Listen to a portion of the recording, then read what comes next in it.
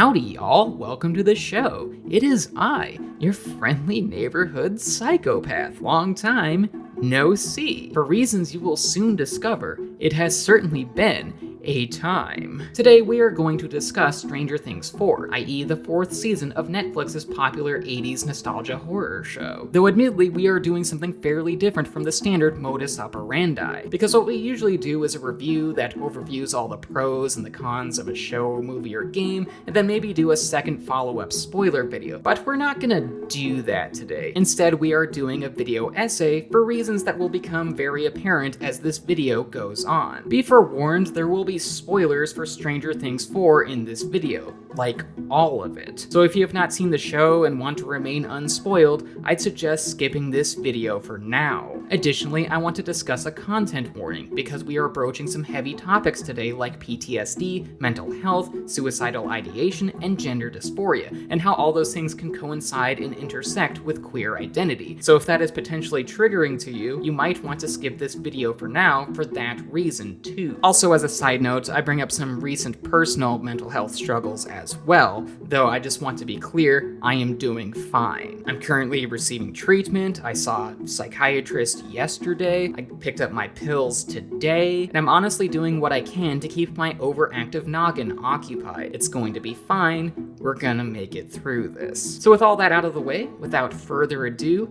here is a video on Stranger Things 4 and PTSD. Stranger Things 4 is fucking awesome. It has that 80s time period vibe that splices a Steven Spielberg style of characterization and adventure with a Stephen King horror thriller, lovable characters, engaging science fiction and horror world building, an unnerving sense of tension that is perfectly complemented by a sharp comedic wit, and a very compelling villain who looks like a hybrid of Swamp Thing and Tentacruel. And honestly, all these things make for what is arguably the best season of Stranger Things yet. It is pretty great. But with that said, the greatest aspect of Stranger Things 4 is its resonant themes. Through science fiction horror storytelling, the show tackles weighty ideas like post-traumatic stress disorder, coping with mental illness and trauma, navigating moral panics, trying to fit in, and the difficulty of finding queer relationships, as well as the difficulty for Steve to find any relationship. Yes, even though he has the chiseled visage of an Abercrombie wall model, the man just can't find love. He is truly squandering his thirst trap potential. And for these reasons, there's a lot of deep narrative and thematic meat that you can sink your sharp little teeth into here, truly making this a memorable season of television. It's really good, and I'm really glad that I finally got around to watching it by borrowing my parents' Netflix account, even though according to Netflix,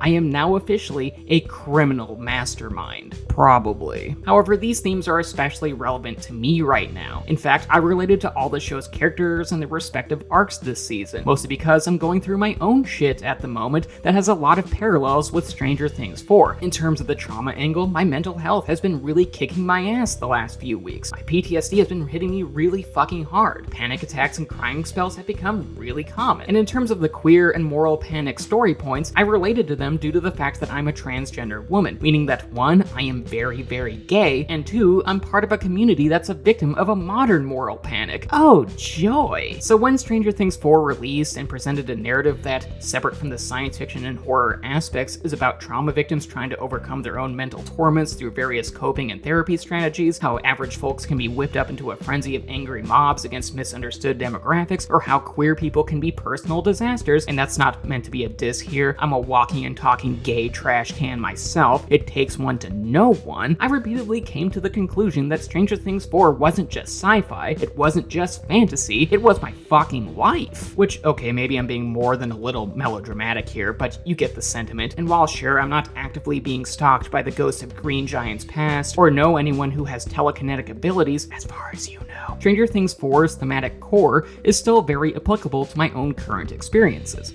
It is actively pertinent to me. Admittedly, I'm planning multiple video essays on Stranger Things 4 in order to tackle all these various relatable narrative and thematic angles, but for this video essay, we are just going to focus on this season's prevalence of themes involving post-traumatic stress disorder, an aspect of the show that is abundantly represented by the main plot. Set in 1986, our lovely young protags from Hawkins, Indiana, a place that is secretly a hotbed for paranormal activity due to how it has a strong overlapping connection to a hellish parallel dimension referred to as the Upside Down are once again faced with a monstrous threat. See, a creature that our heroes refer to as Vecna, because nerdy Dungeons & Dragons references are the established villain description format here, please keep up, folks, seeks out kids who have experienced trauma and invades their minds. From there, Vecna torments these kids for roughly a week with nightmarish visions that are often interjected with spiders and grandfather clocks. Because obviously, grandfather clocks are fucking scary. They're tall, old, and make very startling noises, just like my dad. And eventually, when the suffering of these kids reaches a crescendo, Vecna strikes by psychically dragging the victim's mind to the Upside Down,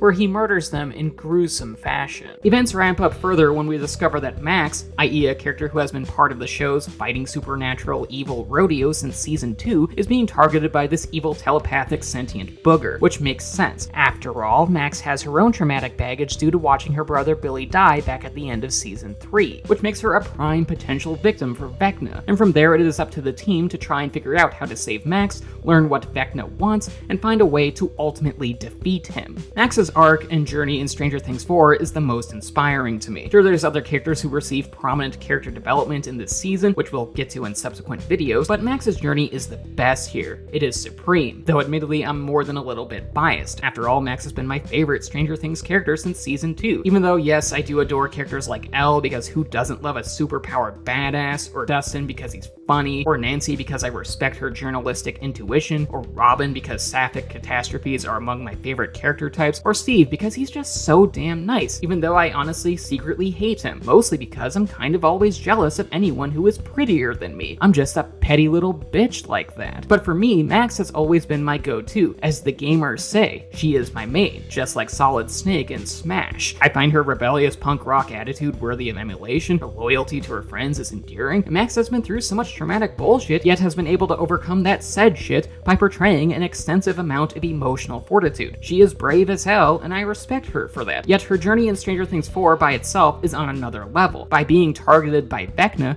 Max has essentially been consigned to a terrible fate. She constantly frets over how long she has to live, and Vecna regularly transports Max into the dark recesses of her own mind, trapping her there and forcing her to relive some past painful traumas against her will. And as a result, the character needs to show off her strength and resiliency once again. She goes through a lot here. Max's arc is really understandable for those of us with PTSD. In fact, speaking for myself, it is really relatable to my own internal mental battle with my own past demons of which I'm just about to go ahead and briefly explain right now over the next 90-ish seconds so that you can understand that my qualifications on my traumatic experience resume are up to snuff. See, I've struggled with my own trauma that formed during my childhood as a closeted transgender girl. My pain, which has been medically graphed by extensive brain mapping, it's an actual form of trauma that exists. Saying this because many people have denied me my extensive history with emotional pain is an amalgamation of many factors, like how I was denied my own personhood, felt intrinsic shame over my desire for the feminine, painful gender dysphoria, constant unhealthy jealousy over cisgender women and girls, a desire to die so that I could be a woman in the afterlife. Then there's the fact that male puberty was a body horror experience on par with a David Cronenberg flick that caused my body to contort into a shape and identity that I found disgusting and unrepresentative of who I am. And to wit, puberty changed my body in many ways that can never be reverted back, which is something that still causes me immense psychological distress. And finally, there's the self-loathing that as a teenager caused me to bury and repress my femininity to the point that my female identity split into a separate personality for a while. Because trauma, it can mess with someone's head like that. And ultimately, it was a lot. My past pain is extensive. I have so much emotional baggage that I could book an entire fucking airline. And therefore, to get back on topic, I can connect with Stranger Things 4's PTSD narrative and Max's overall arc on a personal level. I have an actual comparable experience, because I am too part of Vecna's target murder demographic, save for the fact that I'm not a child, at least not on the outside. But with that said, I can still appreciate this story on a fundamental level, because like Max,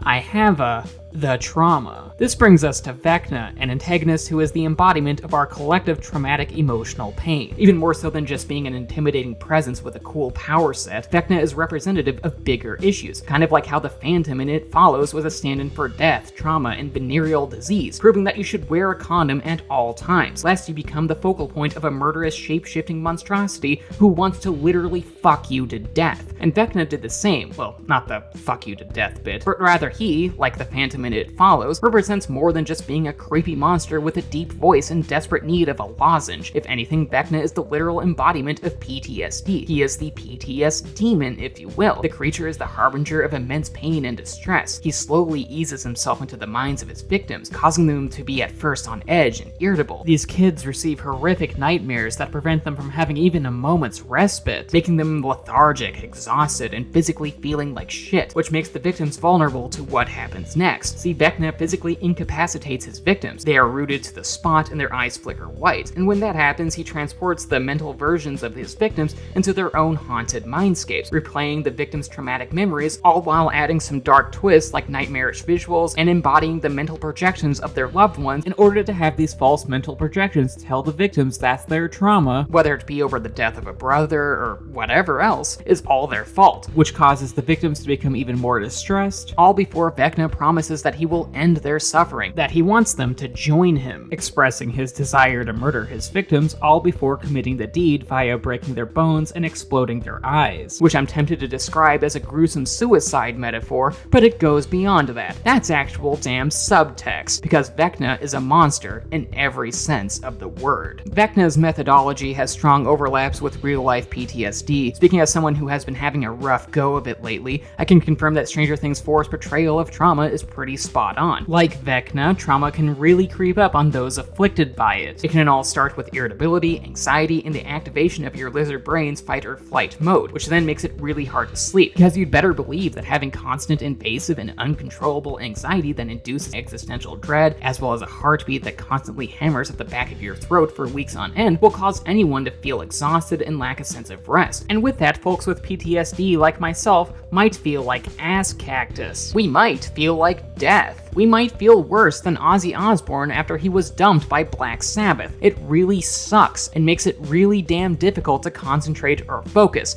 God damn it, I need Adderall. But unfortunately for those of us with PTSD, it gets much damn worse. We may start to eventually have flashbacks of our trauma, which for me took me back to my childhood home, realizing with horror that my body was being morphed into this masculinized thing that I deigned no fucking part of. And then to make matters worse, my dipshit brain would tell me that it's all my fault. That the fact that I didn't take action to prevent this undesired and often irreversible body change from happening was my own failing. You know, very much similar to how Vecna takes the form of Max's brother in order to victim blame her, telling her that she deserves to feel guilty, which of course is bullshit because trauma victims' scars are far removed from being the fault of trauma victims themselves. But unfortunately, negative self-talk is a real asshole like that. It is inherently illogical, yet trauma victims still heed it anyway because it delivers us someone to blame for our pain, by which I mean ourselves. And from there, we further parallel Vecna's victims. When experiencing an episode, we are often rooted to the spot and paralyzed, stuck in the hell of our own tormented psyche. Pain so intense that you're unable to move,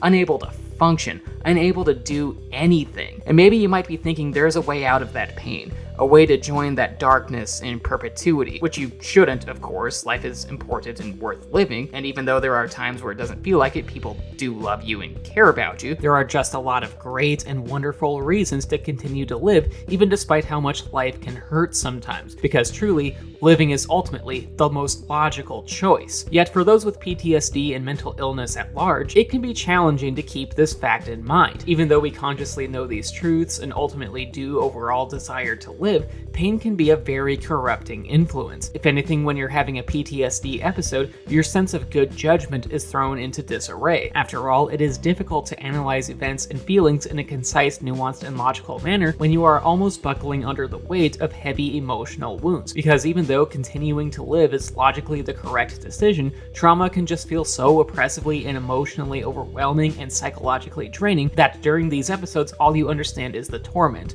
All you understand is the pain. It is very Vecna-like. Vecna's victims handle their trauma in very unproductive ways. In fact, their methods of coping are downright toxic, mirroring bad PTSD weathering strategies in real life. Victims like Chrissy try to cope with drugs, which, quick aside, can alleviate anxiety and depression symptoms, but don't actually tackle the root cause of the issue. Fred denies that he has a problem, and Max pushes everyone away, much like how I push away debt collectors. Fuckers. Hell, even before she became aware of Vecna's existence, Max had had been neglecting people, even counselors, her friends like Mike and Dustin, and her boyfriend Lucas, something that is far from productive and helpful, even though I do get where Max is coming from. Socializing and fostering friendships is fucking hard, especially if you're a socially awkward dorkling like me, and when in traumatic anguish, it's so easy to just withdraw from everything, to just be alone with your internally torturous ruminations. Sadly, things don't get easier for Max. When she and the rest of the gang realize that she is being stalked by Vecna, Max goes into a fatalistic mood. She views her death as a foregone conclusion, unavoidable like a deer gazing into the warpath of a semi-truck hauling ass on I-80, and from there, Max resigns herself to a grisly fate, and even writes letters to her friends and loved ones meant to be read after her death, something of which has a lot of parallels with someone writing a suicide note, rather than actually telling the people there and then who actively cared about her what she felt about them. And on the one hand, as someone who has been in that type of depressive funk, I get it. If you keep everyone you know at a distance, then it's just easier to leave everything behind. No need to foster or reignite those personal connections in order to drag out this inevitable mortal demise any longer than strictly necessary. The thought here is to just make our deathly departures as emotionally painless as possible. But this line of thinking is a fallacy. It is not right, because despite Max's effort to maintain her friends at arm's length, they do care for her, they do want to save her, because friends care for you even when you're hurting like hell. They will maintain hope for you even when you severely lack it in yourself. Even fucking Steve. They are true godsends. And in terms of Max, she may have accepted the fact that she will soon join Vecna's writ of Flotius Corpus, but her comrades have not. In fact, Nancy and Robin the Disaster Gay infiltrate a mental health asylum that has imprisoned Victor, hey, it's Robert England Creel, someone who survived a Vecna-like attack in a haunted house decades earlier, even though his wife and 2 kids did not, in order to garner information about his experience and how he survived his encounter with Vecna, in order to relay that information back to Max and the rest of the group before it's too late, which Nancy and Robin do. They learn that someone's favorite song can pull them out of Vecna's tormentous abyss. But they cut it really damn close, seeing as Vecna has already ensnared Max into his mental mind spell and is going for the damn kill, all despite how Lucas, Dustin, and Steve shove a Walkman onto Max's head and play her favorite song, which is Kate Bush's Running Up That Hill, a true Dune-sized earworm in every sense of the phrase. But even with this effort, there is a problem. See, Max, like so many others with traumatic experiences,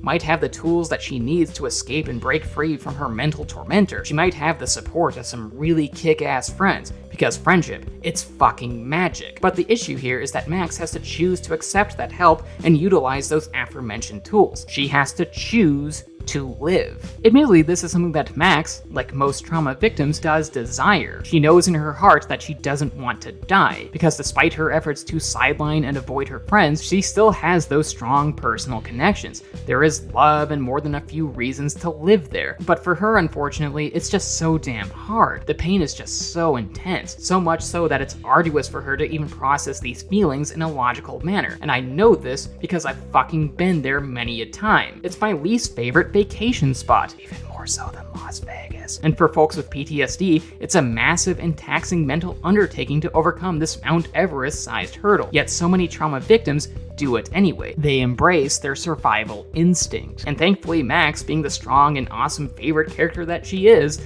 does this too, leading into arguably one of the best scenes of the season, where she escapes from Vecna's death grip to the perfectly choreographed tune of Running Up That Hill, and back into the realm of the living and into the warm embrace of Lucas and the rest of her friends, making the hard but correct decision to live, and thus flipping Vecna, and by extension her trauma, the bird. Because fuck Vecna. He's a Cthulhu-dicked motherfucker, and one that can no longer harm Max without experiencing some resistance and mental pushback. Max can combat him now. Max's coping strategies echo those used by PTSD-afflicted folks in real life, most obviously listening to music. While it's easy to be cynical over how a nostalgia-fused time period of a show uses older music to play up the era it is set in, the use of music actually complements the show thematically here. See, music can really soothe people with mental health problems and PTSD. For one thing, music has a lot of moving and intersecting parts, kind of like mathematics, but for art nerds, meaning that if you are experiencing an intense panic attack, then you can listen to a song and try to focus on all the different instrumentations and the subtle intricacies that all add up to a satisfying and cohesive listening experience, an activity that can ultimately distract you from and lessen your anxiety, depression, and panic attacks. Furthermore, we foster strong emotional connections through music. We associate music with past events, eras of our lives, lives, memories, and specific people, all to the point that listening to a specific song or album can allow us to recall these memories and feelings. It takes us to our happy place, even if other people don't understand our fascination with those said pieces of music, because music is very subjective like that. Take me, for example. I've been listening to a lot of music lately to help me cope with my trauma. It has honestly been alleviating a lot of my panic attacks, anxiety, and depression, mostly because putting the earbuds in allows me to focus on an enjoyable musical composition, all while reminding me of those quote-unquote good times. And you know what those songs and albums are? What those pieces of musical genius inspire me? Because I assure you, it's not Lady Gaga, it's not BTS, it's fucking metal. Hardcore as shit, heavy metal. Because Eddie is right. It really is music. In fact, I've admittedly been jamming to a lot of metal classics as of late, so much so that listing them here verbally would be repetitive and take up way too much time. But honestly, the music that reminds me of my childhood home and the people that I care for is the stuff that I've really been vibing with. Slipknot, Agoraphobic Nosebleed, Death, and Acid Bath have been really helping me turtle through this time, mostly because they remind me of my home and some specific friends. I associate the music with happier memories and periods of my life, which in turn allows me to remind myself that despite the pain I'm experiencing, there is still some good out there. I still have those cherished friends and memories. And yeah, I understand that using heavy metal to cope might be odd to some folks, especially given that bands like Slipknot have lyrics along the lines of "I'm going to slit your throat and fuck the wound," but these are not just the words of 9 mass Midwestern metal maniacs, these are the words of my people. And more importantly, my past. This music allows me to recollect past fond memories and feelings. They represent a happier time. This is what Kate Bush's Running Up That Hill represents to Max. On its own, it's a very well composed and catchy tune, but it means so much more to Max than just being a good song. If anything, it's worthy of personal worship. She has this strong past emotional connection to the music, though I admittedly wish it was explained more as to what that connection was. That is a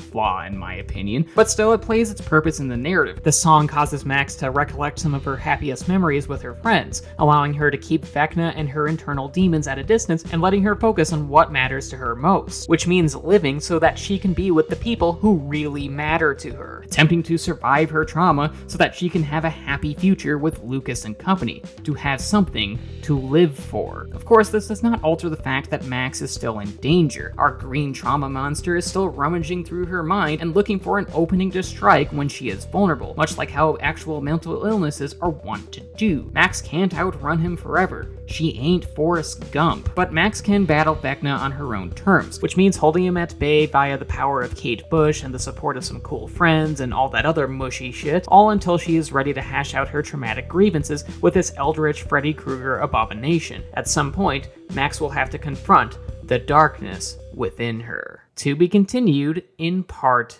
2.